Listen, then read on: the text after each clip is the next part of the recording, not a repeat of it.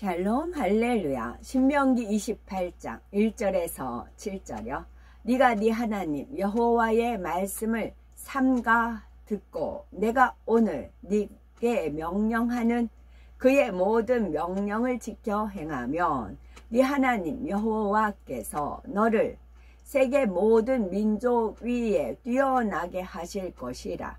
네가 네 하나님 여호와의 말씀을 정종하면 이 모든 복이 네게 임하며 네게 이르리니 성읍에서도 복을 받고 들에서도 복을 받을 것이며 네 몸의 자녀와 네 토지의 소산과 네 짐승의 새끼와 소와 양의 새끼가 복을 받을 것이며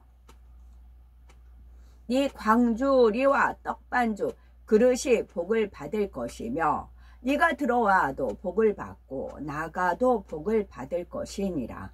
여호와께서 너를 대적하기 위해 일어난 적군들을 네 앞에서 패하게 하시리라. 그들이 한 길로 너를 치러 들어왔으나 네 앞에서 7 길로 도망하리라. 아멘. 축복 7번째입니다. 하나님의 약속은 말씀 그대로 이루어집니다. 하나님의 말씀을 삼가 듣고 그 명령과 계명을 지켜 행하면 약속하신 복이 반드시 임하지요.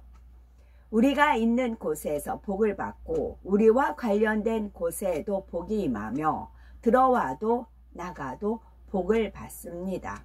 요셉의 경우를 살펴보면서 하나님께서 대적을 물리쳐 주시는 축복에 대해서 말씀드리겠습니다. 첫 번째, 들어와도 나가도 복을 받은 요셉. 6절에 보니 네가 들어와도 복을 받고 나가도 복을 받을 것이니라 말씀했습니다. 우리가 들어와도 나가도 복을 받게 되면 물질의 축복만이 아니라 권세와 명예도 함께 따릅니다. 하나님의 축복과 보장이 있기 때문이지요. 창세기 39장 이하에 나오는 요셉을 보면 이를 잘 알 수가 있지요. 그는 이방 나라 애굽의 종으로 팔려갔지만 가는 곳마다 복이 임했지요. 창세기 39장 2절에서 6절에 여호와께서 요셉과 함께 하심으로 그가 형통한 자가 되어 그 주인 애굽 사람의 집에 있으니 그 주인이 여호와께서 그와 함께 하심을 보며 또 여호와께서 그의 범사에 형통케 하심을 보았더라.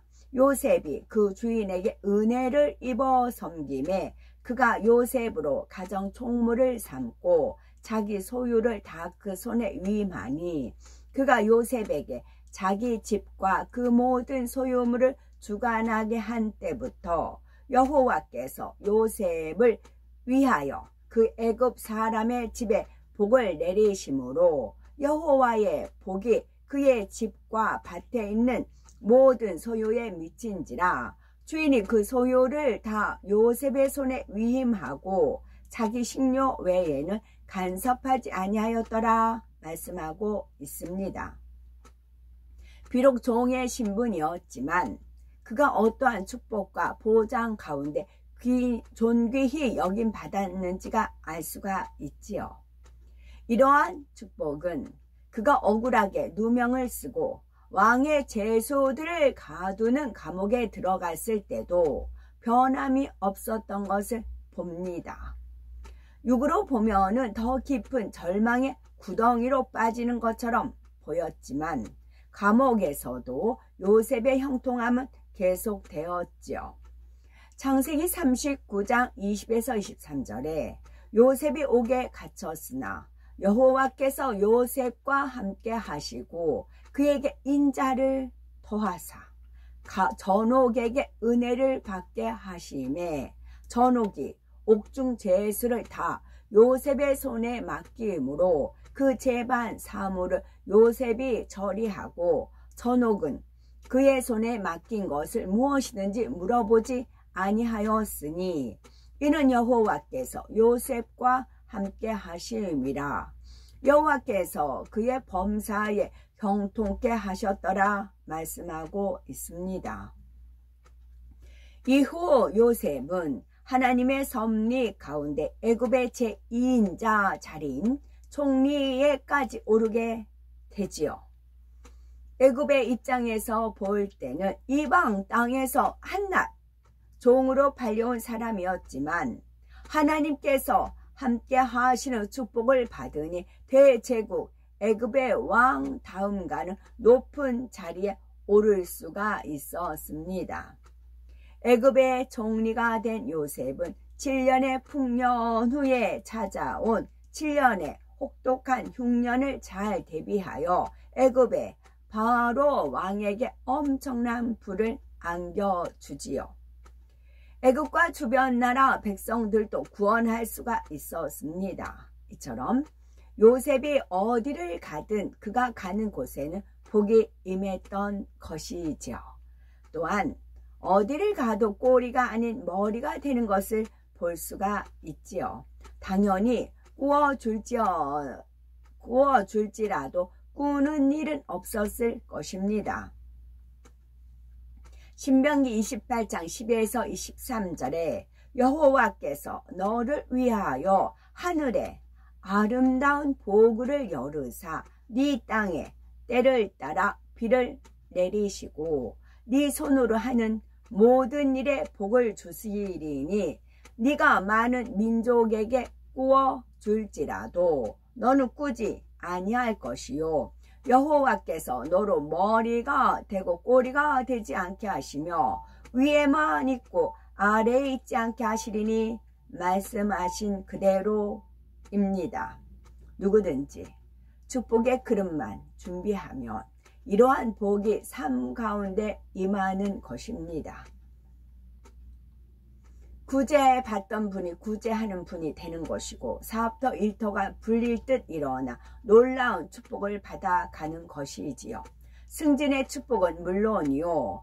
갖가지 상도 받고 사회 곳곳에서 인정받는 증거들이 나타나 높임받아 머리가 되는 축복을 받습니다. 또한 근본의 소리에 순종하면 우리가 근본의 소리에 순종하면 곳곳에서 재창조의 역사를 통한 축복의 소식이 더 크고 놀랍게 넘쳐날 것입니다. 두 번째, 하나님께서 대적을 물리쳐 주시는 축복. 7절을 보면 네 대적들이 일어나 너를 치려하면 여호와께서 그들을 네 앞에서 패하게 하시리니 그들이 한 길로 너를 치러 왔으나 네 앞에서 7길로 도망하리라 말씀하고 있습니다. 이에 해당하는 내용은 성경 곳곳에 수없이 많지요. 하나님께서 하나님의 사람들과 함께 하시니 육적으로는 도저히 상대가 되지 않는 상황에서도 적을 물리쳤습니다. 하나님의 사자가 친히 대신하여 싸워서 적군을 멸절시켜 버린 예들도 있지요. 그런데 이런 일들은 오늘날도 일어납니다.